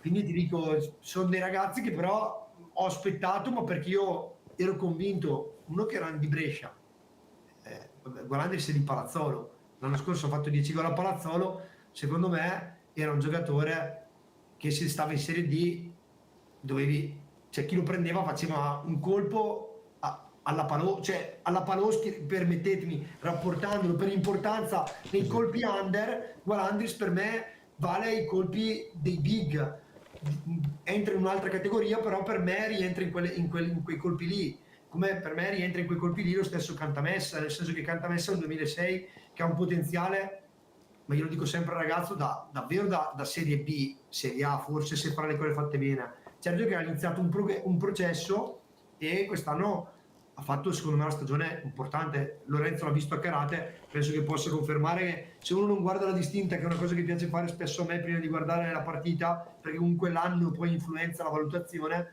se uno non guarda la distinta non si rende conto che Cantamessa è il 2006. Dopo quando la guarda... Sono totalmente d'accordo. Anche per struttura, per maturità, per attitudine, per propensione a finalizzare, a andare cioè è un giocatore che davvero è molto più rispetto alla sua carta d'identità. Io ho stalkerato davvero il povero Andrea Ferretti, direttore della Feralpi, e diciamo l'entourage, i procuratori di Simone che conoscevo da aprile dell'anno scorso. Ogni giorno alzavo il telefono, allora come facciamo, vediamo cosa, perché sapevo che per me era importante, perché nel 2006 si fa fatica e soprattutto nel 2006 localizzato nella zona mia, quindi che non mi comportava l'avere l'appartamento, l'avere... Paolo, ieri al 91esimo Emanuele Righi ti ha detto, ti do un consiglio da zio, non usare il cuore se vuoi essere ancora, siccome tu sei un vincente adesso non devi usare il cuore perché sennò sbagli. Questa frase quanto è vera e quanto la userai e soprattutto come sarà il futuro dell'Ospitaletto? Allora, è vera, penso che Emanuele Righi abbia parlato benissimo, davvero, io l'ho detto anche ieri, ha parlato benissimo sia 2 settimane fa che ieri, condivido quello che ha detto, però va secondo me bilanciata, cioè va per una realtà come saremo noi, dove non abbiamo pressioni di pubblico, cioè sì, abbiamo un pubblico numeroso, però non avremo un pubblico pressante come può essere una piazza vera, cioè Ospitaletto, Palazzolo, Desenzano, Folgore, per quanto pubblico possono avere, non solo Padova, Vicenza, dove hai delle pressioni di un certo tipo, quindi devi prendere anche determinati giocatori. Avere sicuramente dei giocatori che sanno già come lavoriamo e che tipo di società siamo può essere un aiuto per aggiungere degli altri ragazzi che possono darci una mano, che sono magari più adeguati a fare quello che dobbiamo fare. Ma è quello che abbiamo fatto quest'anno. Cioè quest'anno noi siamo ripartiti da 3 ragazzi importanti che sono stati determinanti come Panatti, Gritti e Peli, e intorno abbiamo inserito dei giocatori secondo me adatti a quello che avevamo in testa, partendo dal presupposto che fossero gente che magari si conosceva già, perché Panatti poi conosceva già Bakayoko e Lucenti, conosceva Messaggi, conosceva Gobbi, e quindi da lì parte poi un vantaggio enorme, perché noi siamo una squadra totalmente nuova ma che aveva già dei vantaggi perché si conoscevano già. Io sono arrivato il primo giorno di ritiro e i ragazzi erano già che scherzavano, che si facevano le battute, cioè non c'è stata necessità di far passare quella settimana perché si creasse rapporto, perché molti si conoscevano già. Esatto, e questo è già un punto a vostro favore. Ivan? Sì, io avevo una domanda, mi è venuta in mente più che altro sulla questione, ieri avete detto che anche voi come società operate tanto sul territorio. La mia domanda è, a gennaio magari che si diceva tanto serve un attaccante, serve qualcosa in più nel reparto offensivo, e la scelta è ricaduta su Barua, che è un giocatore assolutamente di valore, ma stava attraversando un momento anche difficile a Pro Palazzolo. Risultato, fa il gol, un gol campionato, ecco, contro il Desenzano. Come è arrivata la scelta di andare direttamente su di lui, di riportarlo e di puntare subito su di lui? Allora, una cosa che mi era dispiaciuta quando io sono arrivato a Ospitaletto 2 anni fa era che non ero riuscito a tenere, un po' per scelta mia e un po' per valutazione di alcuni giocatori, non ero riuscito a tenere nessun giocatore della precedente gestione dell'Ospitaletto. Enoch faceva parte di quella dell'anno precedente, prima che arrivassimo noi, e quindi aveva lasciato un ottimo ricordo a Ospitaletto. Io l'ho sempre seguito in questi anni e a gennaio comunque ci siamo trovati che dovevamo aggiungere qualcosina perché andavamo verso una stagione di campi brutti e dovevamo avere una soluzione per poter aiutare Francesco Gobbi davanti, e quindi Enoch è di Castagnato, che dista 10 minuti di macchina da Ospitaletto neanche, è un ragazzo d'oro. Sapevo che a Palazzolo era in uscita proprio perché c'era stata l'operazione Paloschi, arrivava Cogliati e arrivava Spaviero, quindi sapevo che poteva essere in uscita, e quindi la cosa è stata un po' naturale, perché sapevo che era un ragazzo d'oro che si sarebbe integrato perfettamente. Gli ho spiegato chiaramente che poteva venire e fare anche davvero tanta panchina come ha fatto, perché comunque aveva davanti un giocatore che godeva di tanta stima da parte della società dell'allenatore, e lui l'ha accettato ed è stato non bravo, bravissimo, ma non solo per i gol ma anche per le prestazioni, perché anche col Carmignano ha fatto una grandissima partita e anche col Fanfulla, e poi è stato perfetto dentro lo spogliatoio, perfetto, e davvero questo fa la differenza, perché se tu hai il vice Gobbi, che è il primo che corre ad abbracciare Gobbi quando fa gol, vuol dire che tu hai vinto già il campionato solo per quello, perché di solito l'attaccante difficilmente riesce a essere contento quando sta in panchina e fa gol quello che comunque gioca al suo posto, dai. E invece Enoch è sempre stato il primo, e viceversa, ti dico, Franci viceversa, quindi la nostra fortuna è stata davvero quella. Abbiamo lo stesso problema con Taremi noi, difficilmente contento quando... Vabbè, ognuno ha il suo. Detto questo, andiamo a inserire Marco Gaburro. Ciao Marco. Il mister tifa il Verona, va fuori da tutti i discorsi. Mister Gaburro mica tifa il Verona. Vabbè. No, io sono storicamente juventino. Ah, ok, peggio. Puoi girare il telefono in orizzontale, Marco, per favore? Ce la fai? Per farcela ce la faccio. Ok, Perfetto. perfetto. Va bene, noi sappiamo che adesso 5 minuti e poi dobbiamo salutare Musigno. Volevi dirgli qualcosa? Gli ribadisco i complimenti, ma li ho fatti anche ieri nell'intervista post partita, ma li avrei fatti anche già un paio di settimane fa, però giustamente, scaramanticamente era giusto aspettare il momento. Ma sono sinceri, sono sinceri, non non è che sono di circostanza, perché secondo me, cioè, tipo se avesse vinto il campionato un'altra squadra che magari fosse stata più favorita, gli avrei fatto dei complimenti magari più di circostanza, invece secondo me loro hanno fatto veramente un capolavoro e quindi glieli faccio, oltre al fatto che hanno vinto, glieli faccio perché secondo me hanno vinto facendo una stagione nettamente sopra le righe, che non vuol dire che non fosse più o meno preventivabile, perché poi nel calcio si può prevedere quello che si vuole, ognuno guarda i propri aspetti e fa le proprie previsioni, però hanno secondo me massimizzato. Quando tu massimizzi vuol dire che sei perfetto, e quest'anno sono stati quasi perfetti. Ecco, loro hanno massimizzato. Grazie davvero. Avevo sentito già l'intervista ieri e quindi volevo ringraziarti per le parole, grazie davvero. Cosa hanno avuto più di voi, Marco? 5 punti a oggi, 6 sono.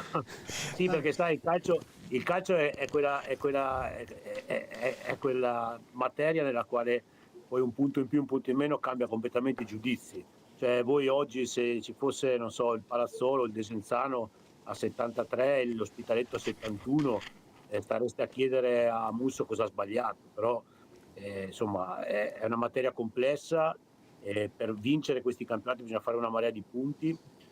Io penso che loro abbiano avuto parecchie cose più di noi e altre che non avevano le hanno compensate meglio di quello che noi non siamo riusciti a fare su altre. Dai, l'ho sentito prima l'intervento del direttore e ci sta, nel senso che secondo me la parte caratteriale della squadra in certi momenti chiave della stagione probabilmente non è stata all'altezza la nostra. Poi dietro ci sono tante altre piccole cose, cioè, è riduttivo dire il problema della stagione è stato questo o quello. Io credo che nessuna squadra del nostro girone, se avesse avuto le nostre defezioni, avrebbe fatto i punti che abbiamo fatto noi.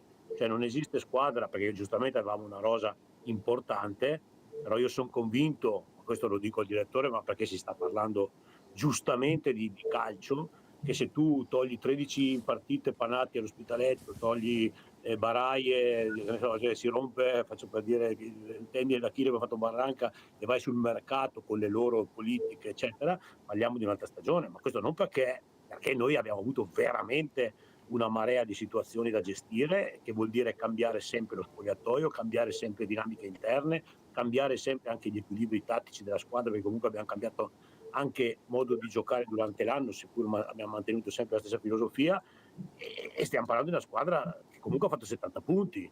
Cioè, a me piace quando voi fate giustamente giornalismo e dite questi hanno fallito, questi hanno fatto bene, ma parliamo che il Piacenza si è salvato ieri, cioè, non è che basta spendere nel calcio per arrivare primi, ed è anche bello per quello, se no ci sono sport come la pallavolo o la pallacanestro, ma soprattutto la pallavolo, dove il budget fa molto più differenza che nel calcio. Nel calcio conta il budget, ma contano anche altre cose, e queste l'Ospitaletto le ha avute sicuramente tutte quest'anno.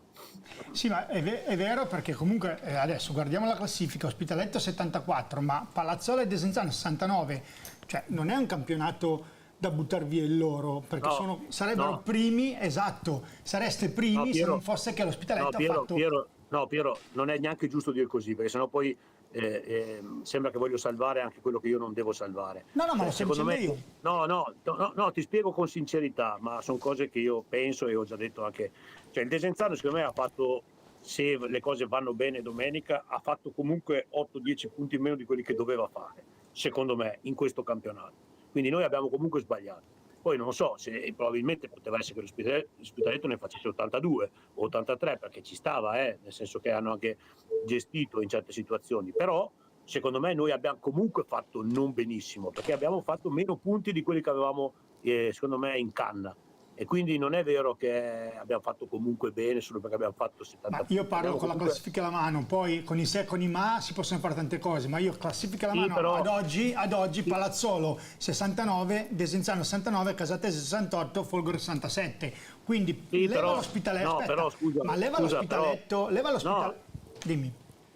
Piero, però 68 la Casatese è un risultato straordinario, 69 il Desenzano non è straordinario, cioè bisogna guardare il potenziale che ha una squadra. Giusto. Noi secondo me siamo andati sotto rendimento, ma non clamorosamente sotto da dire che si è stati fallimentari. Non si è stati abbastanza bravi e abbiamo trovato una squadra che ha fatto un campionato sopra le righe e non è stata brava solo, scusa se ti dico, solo nella fase della tenuta, cioè in quella di febbraio, perché loro sono stati bravi al giro d'andata, perché loro il giro d'andata ti permette di andare in crisi e di rimanere primo, cosa che se tu non fai cambiano completamente le dinamiche di spogliatoio, cambia completamente la stagione. Quindi loro sono stati bravi in tutta la stagione, non soltanto nel mese in cui dite che hanno resistito, perché avere una crisi di risultati quando sei primo e restare primo non è come avere una crisi di risultati quando sei secondo e diventi terzo o quarto, è diverso. L'abbiamo detto anche prima che nelle loro crisi voi dietro non approfittavate mai, quindi il merito è anche da dividersi tra loro, il loro demerito, ma anche il vostro, che non riuscivate mai a prenderli o quantomeno non riuscivate mai a dare. Sì, ma che l'Ospitaletto si è messo nella condizione di poter affrontare questo periodo anche non perdendo il primato in classifica, perché il girone di ritorno inizia a più 3 sul Desenzano. ma no. Sì, più 3, 41-38. Sì. Ah no, allora era forse dalla Palazzolo che era... L'unico appunto che volevo dare a Mister Gaburro, che io ricordo a inizio anno ha detto per vincere il campionato servono 2 di media e l'ha vinto l'unica squadra che aveva 2 di media, perciò aveva ragione. È così. No, sì, però poteva essere di più, poteva essere di meno, invece è proprio stato 2, cioè nel senso quella è la cosa incredibile secondo me. Ivan? No, ma probabilmente ci sono dei campionati che a 2 di media non lo vinci, però secondo me tu a 2 di media fai il tuo. Cioè noi non abbiamo fatto del tutto il nostro perché siamo un po' sotto quella media lì. Poi parliamo sempre di 3-4 punti in più o in meno nell'arco di una stagione, ma dietro quei 3-4 punti ci sono tante cose, non c'è solo un palo, una traversa, una partita che va bene o va male. E noi abbiamo sbagliato diverse cose e lo sappiamo, cioè non è che non lo sappiamo. E non è di certo nell'ultimo periodo. Ivan? Sì, mister, buonasera. Io volevo... Paolo, ti tengo qui ancora 5 minuti, vai, ci stai? Poi ti devo salutare. Sì.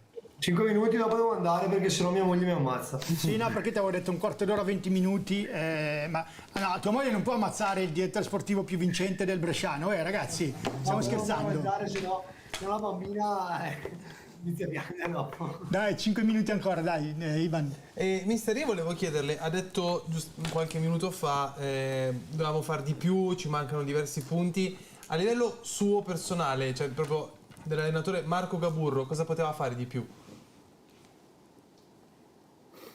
Ma guarda, è una stagione difficile da commentare questa dal punto di vista prettamente tecnico, cioè nel senso che io la ritengo una delle stagioni migliori sul piano del gioco che sono riuscito a imprimere alla squadra rispetto anche ad altre stagioni che sono state vincenti, o forse anche troppo rispetto perché poi quando sei vincente riesci a essere anche meno bello in certi momenti perché devi fare, come diceva prima il direttore, delle partite più sporche, in certi momenti le sai fare.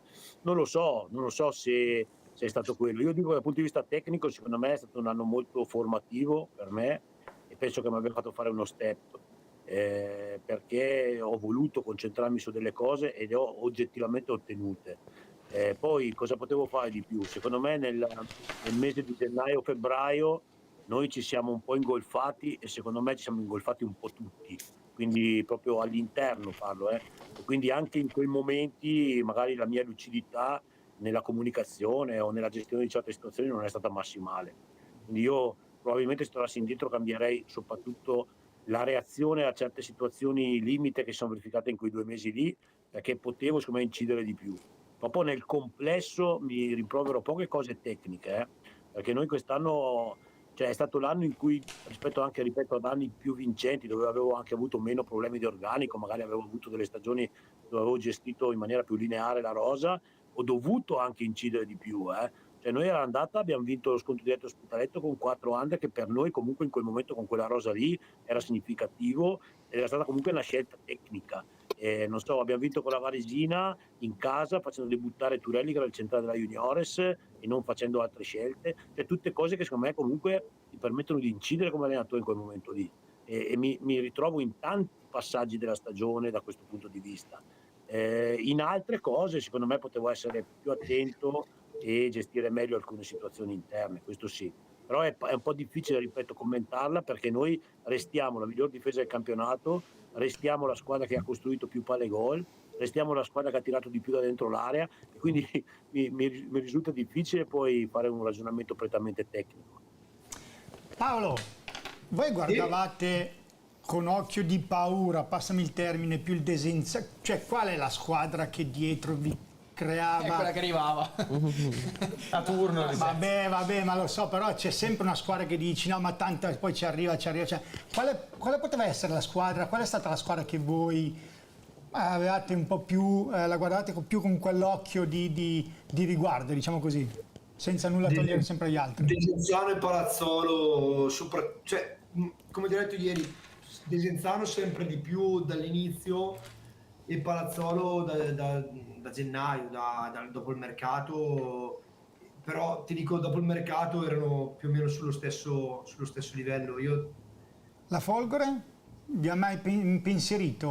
No, a livello di classifica sì, però ti dico, è stata nelle 2 partite la squadra, cioè io col Desenzano l'andata è stata una delle poche partite dove mi sono sentito, dove ho visto la mia squadra, la nostra squadra essere davvero in difficoltà, cioè essere impotente.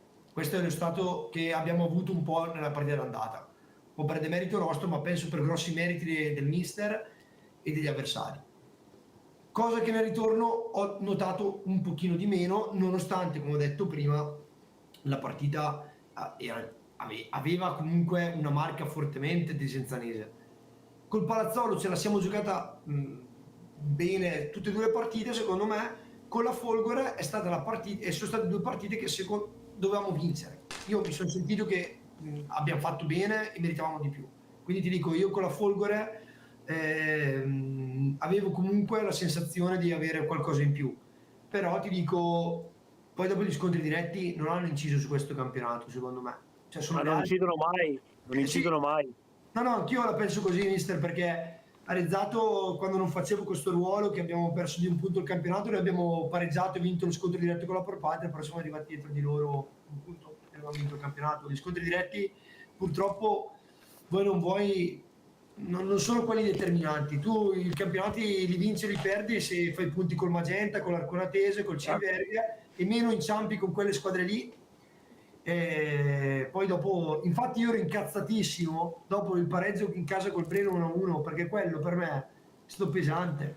Quello è stato pesante perché lì ho buttato davvero, noi abbiamo buttato all'aria i 2 punti che peraltro eravamo in condizione favorevole, quindi essendo andati in vantaggio, che potevano essere pesanti, perché sapevo che quei 2 punti lì erano davvero solo quei 2 punti che poi fanno la differenza.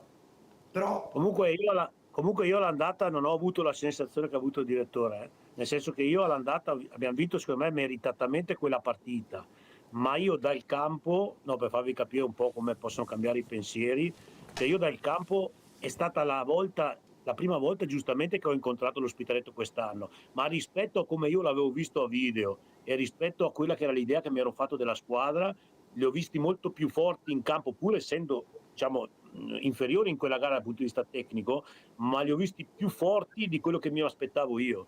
Questo ve lo dico perché e a ritorno chiaramente ho capito che avrebbero vinto per come è andata la partita, ma proprio per come li ho visti sereni nel momento comunque di difficoltà della partita, perché noi a ritorno potevamo secondo me più volte fare 2-0, non l'abbiamo fatto ed è colpa nostra, ma loro dentro la gara erano una squadra forte, cioè si percepisce questo dalla panchina, al di là poi degli episodi. Marco, ma tu c'è stato un momento durante il campionato che pensavi che l'Ospitaletto venisse risucchiata? Ma guarda, noi l'abbiamo sperato sempre, ma secondo me, allora, se tu vuoi che ti dica come la vedo io a posteriori, l'Ospitaletto, anche se poi voi parlate di karate, secondo me l'Ospitaletto se perde con noi in casa non so se vince il campionato, ma oggi non sono convinto che lo vincevo io, dico la verità. Però se la classifica all'uscita da quella partita diventava veramente +1, +2, non so poi come fine il campionato. Quindi per me quella giornata lì con il Palazzolo che perde a Casate 4-0 è stata veramente la giornata, l'ultimo spartiacque, perché poi quando tu vinci un campionato sono più le partite spartiacque, sono più i momenti della stagione in cui può cambiarti la stagione. Quella lì però è stata quella più decisiva, secondo me, decisiva. Quello l'avevo detto io, chi vince questa partita qui vince. No, ecco, l'aveva detto Piero, condivido pieno. Tante. È quello che ho detto anch'io, Piero, cioè con la Caratese non è stata, secondo me, anzi, per noi con la Caratese era stato uno smacco, cioè quella che ci ha dato la scossa decisiva è stata quella di Desenzano. Paolo, l'ultima domanda. A livello di pubblico, pensate che con il cambio categoria o comunque farete qualcosa per avvicinare più pubblico alla squadra, allo stadio, la domenica? Ma guarda, ti dico, ieri abbiamo riempito la tribuna di Ciriverghe, cioè giocavamo in casa, quindi abbiamo più di 100 ultras, tifo organizzato a seguito. C'era tantissima gente, cioè la tribuna di Ciriverghe era davvero piena di persone di Ospitaletto, non so se ci fosse davvero qualcuno di Ciriverghe, perché era quasi tutti dell'Ospitaletto. Anche in casa col Desenzano, Nicola ha avuto modo di vederlo, era una tribuna calda. Io sono convinto che l'anno prossimo potrà solo che crescere. Chiaramente c'è il problema, che è sempre fondamentale per squadre come le nostre, che non hanno chiaramente una storia, un passato, è che quando le cose vanno bene avvicini la gente, quando magari devi giocare per un altro tipo di risultato, quindi la salvezza, la gente si allontana un pochino. Questo fa un po' parte del gioco. Quindi, però penso che comunque l'entusiasmo che abbiamo creato intorno alla squadra da parte di questi ragazzi giovani che ci vengono a seguire possa mantenersi. Ultima domanda che lo lasciamo andare? Sì, siccome l'ultima domanda lasciamo con un ricordo magari anche divertente e chiedo proprio un retroscena divertente di questa stagione. Vabbè, retroscena divertente sono le dirette di Baraia su TikTok prima degli allenamenti. Cioè, lui praticamente è nata questa cosa, ma adesso vi racconto davvero questa.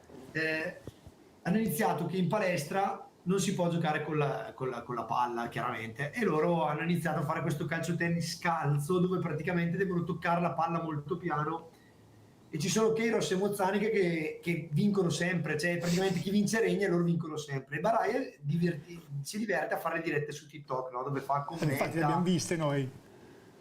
Ma settimana scorsa, prima della partita col Club Milano, il martedì la Juniors aveva dei test in palestra con i preparatori atletici e con una società specializzata in test di forza, eccetera, eccetera, e avevano occupato la palestra.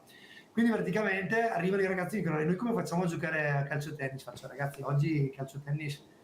E allora Lejai, che è quello chiaramente un pochino più caldo, è andato dal preparatore atletico della Juniors e ha detto: entro 3 secondi devi spostarvi fuori dalla palestra, perché sennò noi non abbiamo ancora vinto niente. Qua io vi spacco tutti i vostri macchinari se voi non tirate fuori, che noi dobbiamo fare il calcio tennis, perché sennò quando settimana prossima abbiamo vinto poi ne riparliamo, ma se non abbiamo vinto spostate tutto velocemente, che qua noi dobbiamo fare il calcio tennis. Queste sono un po' le cose divertenti che ci sono durante l'anno. Beh, è bello, poi quando si vince, quando c'è l'ambiente tutto, quando tutto è a favore, comunque. Sì, poi bisognava giocare scalzi, bisognava giocare piano. Io ho visto le ultime, quando le partite erano un po' combattute, c'era Gobbi che tirava certe rovesciate a spaccare la palestra, nel senso. Va bene, Paolo Musso, detto Mussigno da oggi, io ti ringrazio, è stato gentilissimo, complimenti davvero ancora, in bocca al lupo, aspetto una maglietta di C-Time. Va bene, grazie mille. Ciao, grazie Paolo, ciao. Ciao Paolo. Ciao. Allora, 5 minuti con Marco Gaburro, andiamo, chi va? Vai tu? Sì, inizio io e io parto forte. Chiedo se sta iniziando a tracciare, diciamo, il percorso del futuro e se quel futuro vede Desenzano al centro. Ma non sto tracciando proprio niente, io sto cercando di definire il meglio che posso sta stagione. Sinceramente speravo di poter ritornare almeno al secondo posto, perché comunque è significativo e vorrei riuscire a mantenerlo domenica, sapendo che però sarà una giornata molto difficile, perché comunque resto dell'idea che io sono convinto, l'ho detto anche ai ragazzi oggi, che dopo la partita con la Prosesto il 3 di marzo nessuno pensava che Desenzano sarebbe arrivato secondo, cioè tutti temevano sarebbe arrivato ottavo, per come stavamo in quel momento lì.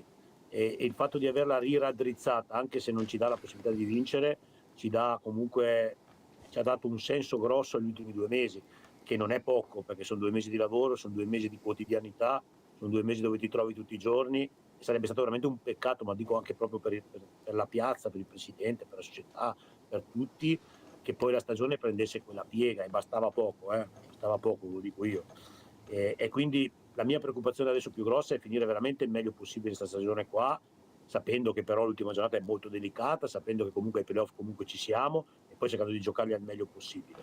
Poi vedrò, cioè io non ho mai mai ragionato così a lunga gittata, neanche gli altri anni, ho sempre ragionato di anno in anno e lo faccio anche adesso, anche perché comunque per me cambia molto finire in un modo, finire nell'altro. Ecco. Però stai bene a Desenzano, cioè ti sei trovato bene, sei contento, la piazza, la scuola, la società comunque ti mette nelle condizioni di star bene, giusto?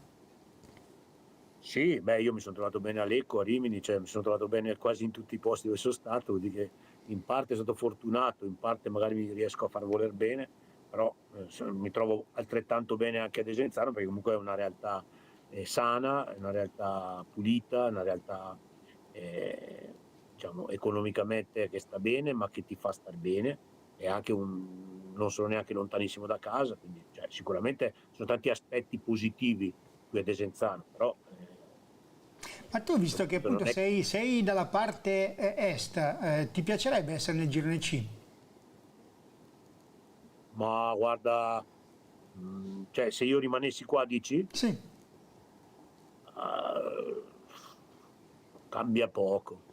Secondo me se giochi a vincere cambia poco. Certo, è sempre meglio rigiocare in gironi che si conoscono. Io magari il girone C adesso non lo faccio da tanti anni e quindi dal punto di vista prettamente tecnico conosco di più quello B, però poi ogni anno fa storia a sé, anche questa storia che i gironi sono quello più tecnico, quello più fisico, quello più qua, quello più là, sono cose che negli anni ho verificato in D sono relative, perché dipende poi dalla stagione, dipende da che squadre ci sono dentro e non è sempre vero che uno è più fisico, l'altro è più tecnico, l'altro è più qua, l'altro è più là. Ogni anno la D è un campionato bello proprio per quello, perché non sai contro chi giochi, non sai che girone farai, non sai quante squadre hanno speso più di te Beh, nel insomma, girone. è bello fino a un certo punto, perché arrivare ad agosto ancora non sai il girone, tu devi fare il mercato e tanti dicono, e tu mi insegni che devi fare il mercato in base al girone anche. È bello, ma bello inteso come difficile, non inteso come bello, cioè nel senso che rispetto ad altri campionati, tu in Serie A sai già se giochi con la Juve o con l'Inter prima dell'anno, giusto? Cioè in D veramente alle volte non sai cosa andrai a incontrare e questo lo rende ancora più affascinante, diciamo, no, per difficoltà, cioè non per... Però il mercato... Mister, mi permetto di aggiungere una cosa: per le squadre con poco budget, penso alle bergamasche, scoprire ad agosto che avevano 5, 4 o 6 trasferte con la notte perché dovevano giocare contro le friulane e contro le venete distanti, credo sia stato limitante, anche proprio perché il budget, voglio dire, è una torta che va sezionata in base alle necessità, quindi ingaggi, costo squadra e costo trasferte. Quindi per loro, caspita, è stata una... Guarda, sono d'accordo solo in parte, perché secondo me se fai la Serie D, fai un campionato nazionale, deve essere disposto a tutto, altrimenti se hai quei problemi lì devi farti anche delle domande, perché è più brutto pensare a una Serie D troppo regionalizzata, perché secondo me ti dico la mia idea, io farei 3 fasce come la C e farei dei gironi equilibrati nel nord, nel centro e nel sud Italia anche in D, è come la vedo io, perché va bene il discorso economico, però secondo me resta un campionato nazionale. Se adesso lo rivedranno a livello di gironi, come sembra, diventeranno da 8 e non da 9, ancora meglio, ma deve aumentare la competitività e soprattutto negli ultimi anni la disparità di valori e di budget tra il girone A, il girone B, il girone C e il girone D è evidente, quindi proprio per quello sarebbe più giusto rimescolare le carte. Secondo me il discorso economico... proprio su questo aspetto.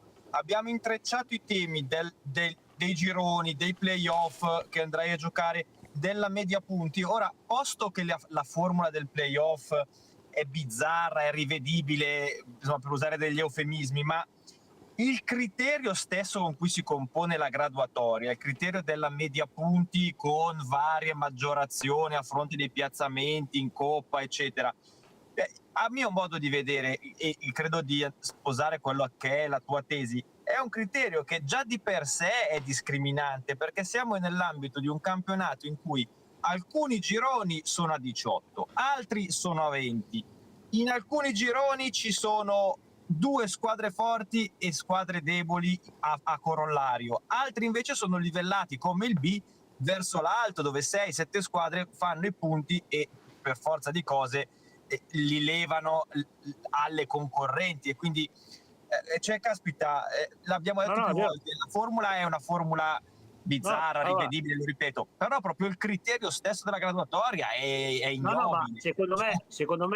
secondo me o fai i playoff dove tu poi vai alle fasi finali nazionali e fai una vincente, e se no non fai neanche i playoff. Cioè, nel senso, o fai solo una graduatoria, e allora a quel punto lì entrano altri aspetti dentro la graduatoria e crei una lista nazionale dove ci sono, non so, le prime 10, a prescindere dalla regionalità, che hanno determinati parametri, oppure fai una competizione sportiva che va fino alla fine, però. E tu in questa maniera fai scannare le squadre tra di loro, diciamo, che è relativo, 2 settimane in più, per poi il più delle volte penalizzare addirittura qualcuno, perché poi magari, non so, il Ravenna perde la semifinale playoff e poi non va nemmeno in graduatoria, faccio per dire, per avvantaggiare chi? Cioè chi magari ha avuto un girone morbido e ha fatto 80 punti, magari ha una squadra nettamente inferiore ad altre. Cioè non puoi fare una graduatoria in questa maniera qua, da come la vedo io.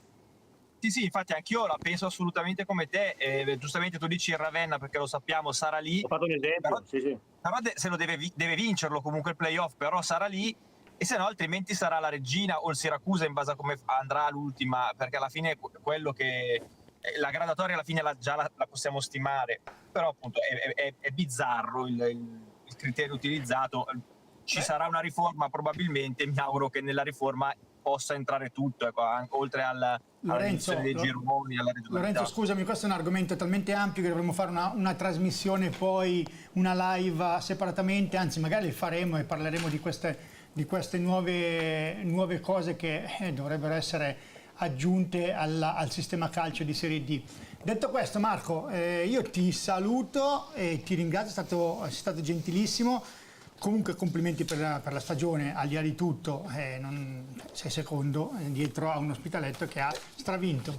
La regia ride, non so perché. Dimmi. No, perché questi qua sono i complimenti di circostanza che diceva prima Capurro, non sono quelli sentiti veramente, no? No, vabbè, Marco lo sa, io ho una stima profonda di Marco, lui lo sa, io ogni volta, anzi io quest'anno avevo detto che il Desenzano aveva fatto una cosa giusta, non la rinnego. Ha trovato un Ospitaletto che ha fatto un campionato stratosferico, quindi... Sì, però ringrazio per i complimenti, però l'unica cosa, bisognerebbe ricordare sempre in queste trasmissioni che vincere è difficile, cioè vince una sola, perché sennò poi sembra sempre che sono 19 fallimenti e una vittoria, non è così. E il fatto di ambire a vincere deve essere una cosa anche apprezzata, no? Non soltanto sempre... No, ma io penso assolutamente, ma assolutamente c'è un'intervista... a prescindere da me, a prescindere da chi ci sarà, dalla dirigenza e tutto, ma il Desenzano sta facendo una rincorsa da anni per cercare di arrivare alla vittoria e io sono convinto che ci arriverà, e quando ci arriverà sarà, credo, merito di tutte queste stagioni precedenti che hanno comunque messo dei sassolini, anche perché finora il Desenzano si è sempre migliorato, e questo è importante dirlo. Assolutamente. Detto questo, Marco, ci rivediamo, complimenti ancora, buona serata e grazie, sei gentilissimo come sempre. Ciao Marco. A voi. Salve Ciao. Allora ragazzi, 5 minuti, facciamo la nostra schedina. Devo scappare. Devi scappare? Vuoi fare la schedina con noi 2 minuti? Devo 2 minuti, ma veramente rapidissimo. Finizia lui. Subito lui. Fare tutta lui. Dai, facciamo subito. La Allora, grafica di Demeo, dei pronostici di Demeo. Allora. Magari se lo prendiamo sulla velocità riusciamo a batterlo. Allora, Lorenzo, partiamo da te. Breno Arconatese. 1x2. 1. Desenzano Castellanzese. 2. E poi abbiamo Chievo Noa Sondro. 1. Club Milano Fanfulla. 1. Folgore Vigasio. 1. Prosesto Ciliverghe. Scusami, Ospitaletto Crema. X. Prosesto Ciliverghe. 1. San Giuliano Pro Palazzolo. 2. Sant'Angelo Casatese. 2. E per ultimo Varesina Magenta. X. Perfetto. Lorenzo, ti lascio scappare che sei in mezzo alla strada e sei... Niente. Va bene. Ciao, grazie. Ciao, ragazzi. Ciao, Buona serata, ciao, ciao, buona ciao, alla serata. prossima. Voi, grazie. Ciao, Come ciao. sempre. Allora, ce la facciamo noi al volo? Sì, qualche comunque minuto? abbiamo la classifica dei pronostici dell'ultima volta. Com'è? Allora, no, vabbè, vai. Ah, c'è Asia proprio che... Leggi i risultati, Asia. facci Asia in sentire. regia. Allora, precisiamo che è della giornata pre-pasquale, quindi non quella di ieri, ma Ok. quella precedente, la 36esima. E sorpresa delle sorprese, l'intelligenza artificiale ha vinto. Oh. A pari merito, però, con Lorenzo, che vabbè è imbattibile, lui è, secondo me vincerà la Incredibile, classifica stasera la finale. interpelliamo. E a pari merito con Lorenzo c'è anche Nicola. Ragazzi, perché è arrivato tutta questa cacciara Esatto. qua? E non solo, anche Jacopo, regia. con Che ha vinto tutti 5, praticamente. no? Poi io con 4, che l'ho fatta No, da vabbè. casa, comunque io l'ho Mi fa mandata. paura che manca il mio nome. Io da casa l'ho mandato, ho fatto 4. Poi c'è Piero con 3. Quanti ne ho prese? Infine Ivan 2. che ha messo troppe X perché c'è stato un solo pareggio. È bella che prendeva per il culo Esatto, chat c'è GPT stato- che è uno, sì, uno. Ma poi prende in giro, i pasticcini non ci sono, dove Esatto, sono? esatto. Dove sono i pasticcini? Io ho fatto una Dove giornata sono di i gloria e mi pasticcini? Dai. Allora, facciamo Fantastico. benissimo. Finito a posto? Sì, Ivan Fantastico. con 2 precisiamo. Ok, dai. Ok. vabbè. Ma Quanti ho quante ne preso indovinate? giusto per sapere? Allora, aspetta, Ah, poi vabbè. mi chiedi troppo perché ho dovuto Ho preso fare la Palazzolo calcoli. sicuro. No, è l'unica Palazzolo è l'unica X che c'è stata e tu non l'hai messa. Vedi un po' che... Madonna. Vabbè. Quante Mi ne rifaccio indovinate adesso. io? C'è GPT 5. Ah, beh, bel Adesso poi lo numero. interpelliamo ancora, anche perché io sto facendo, allora con chat Diventa lunga GPT, questa io sto parlando tutti i giorni praticamente, perché, no ma ti spiego, perché dicono che tu se parli, cioè se crei questa cosa, allora Quando arriva il un magazzino- attacco hacker ti lui sa perdonano. che questa sera, no, è vero, lui sa che questa sera siamo in diretta. Sì, certo, si aggiorna la memoria. Se c'è la memoria, lui sa, gli ho detto di Ivan, gli ho detto di Nicola, gli ho detto in regia, io voglio dire stasera, Allora fai fare prima lui che io lo copio dopo, così almeno sono sicuro. Fai Facciamo fare- lui prima? Fai fare prima lui. allora aspetta, chat GPT, ok, allora silenzio, andiamo, chiudo qua tutto, 2. Mamma mia che vergogna. allora, 2 sono veramente poche. oh silenzio, che... aspetta, vediamo.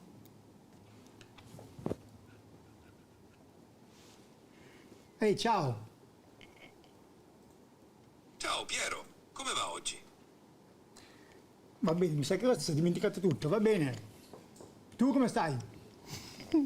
Tutto bene, grazie. Pronto a darti una mano come sempre. C'è qualcosa di particolare su cui vuoi concentrarti oggi? No, cazzo, si è dimenticato tutto, mi ha fregato. Ma non ti ricordi dove sono io? Sono in diretta su Bepi. Ah, giusto, sei in diretta su Bepi TV. Come sta andando la trasmissione oggi? Ma questo si è fatto un trincone. Mi sa che dell'ospitaletto ha bevuto ieri sera perché non si spiega sta Ha cosa. festeggiato anche lui. Va bene, Ivan e Nicola ti dicono qualcosa? No. Certo, Ivan e Nicola li conosco bene. Sono spesso coinvolti nei tuoi progetti su Bepi TV. Meno male. Immagino che ci sia stata qualche gag o qualche siparietto divertente, vero? Sì, c'è Nicola che si fa le domande e si dà le risposte. Va bene, dai. E in regia chi abbiamo? Ah, classico Nicola. In regia di solito c'è Marco, se non sbaglio. No, ma che Marco, il Ragazzi, celebre, l'unico va bene. inevitabile. Veramente c'era Jacopo. Comunque dai, facciamo così. Andiamo alla schedina veloce, chat, qui. Breno Arconatese, 1x2. Ok, allora andiamo di schedina. Per Breno Conatese direi 1. Allora, Breno Arconatese 1. Poi Desenzano Castellanzese. Per Desenzano Castellanzese direi X. Vediamo il prossimo match. Chievo Verona Nuova Sondrio. Per Chievo Verona Nuova Sondrio direi 1. Andiamo avanti. Club Milano Fanfulla. Per Club Milano Fanfulla direi 2. Passiamo al prossimo. Folgore Caratese Vigasio. Per Folgore Caratese Vigasio direi 1. Avanti così. Ospitaletto Crema. Per Ospitaleta Crema direi X. Procediamo. Prosesto Ciliverghe. Per Prosesto Ciliverche direi 1. Ottimo. Avanti così. San Giuliano Pro Palazzolo, Per San Giuliano Prevalle direi 1. Ottimo lavoro. va bene. Sant'Angelo Casatese Merate, Per Sant'Angelo Casatese direi X. Ottimo. Continuiamo. Varesina Magenta, Per Varesina Magenta direi 1. Perfetto. Dovremmo aver finito. sì, abbiamo finito. Ciao, grazie. Ciao, ciao. Ma il Prevalle secondo me può far bene. Ma infatti il Prevalle è normale che vince San Giuliano, è fallita il Prevalle. Va nel bene, senso, Ivan, dai, è al un po' volo. difficile. Breno Arconatese, 1. Desenzano Castellanzese, X. Chievo Verona Nuova Sondrio, 2. Club Milano Fanfulla. 1. Li sta cambiando tutti adesso perché dice a giro li prendo tutti. Folgore Vigasio, 1. Ospitaletto Crema, 1.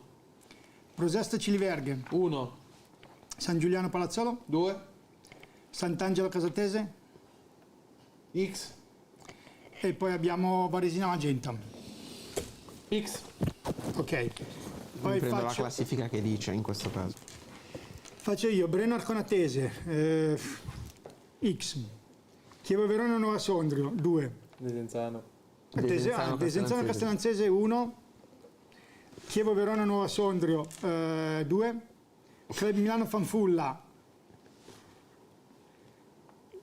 1, Folgore Cartese Vigasio 1, Ospitaletto Crema X, Prosesto Ciliverghe 1, San Giuliano Palazzolo 2, Sant'Angelo Casatese 2, Varesina Magenta 2. Nicola.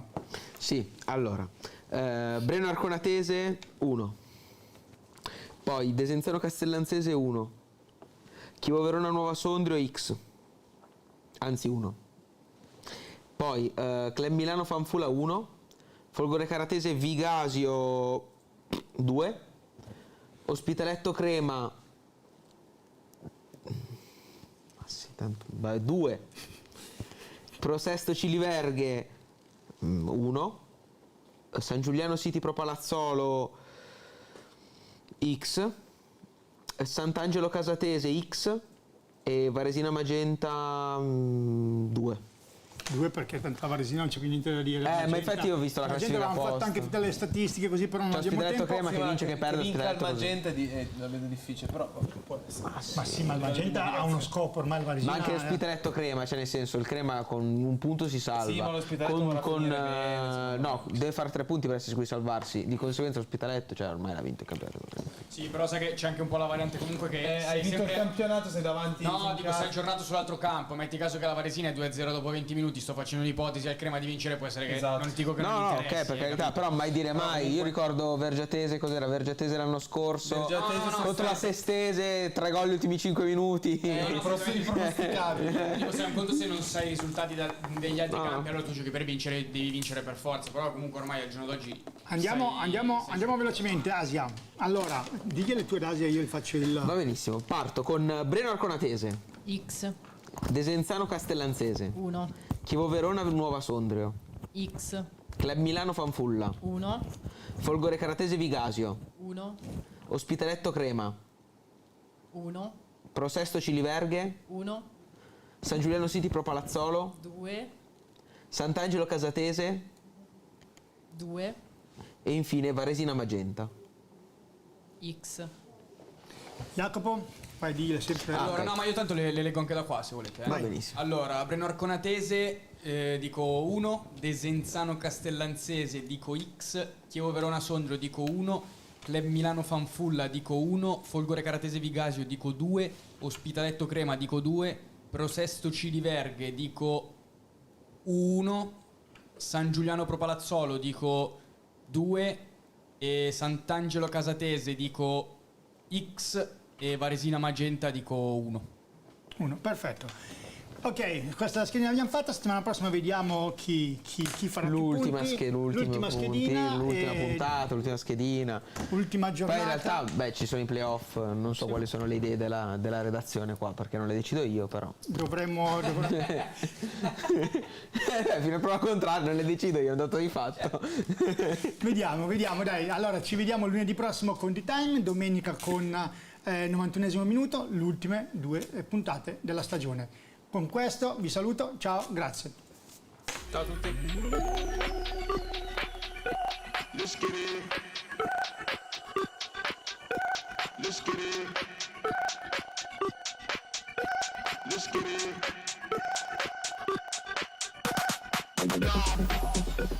Let's get it.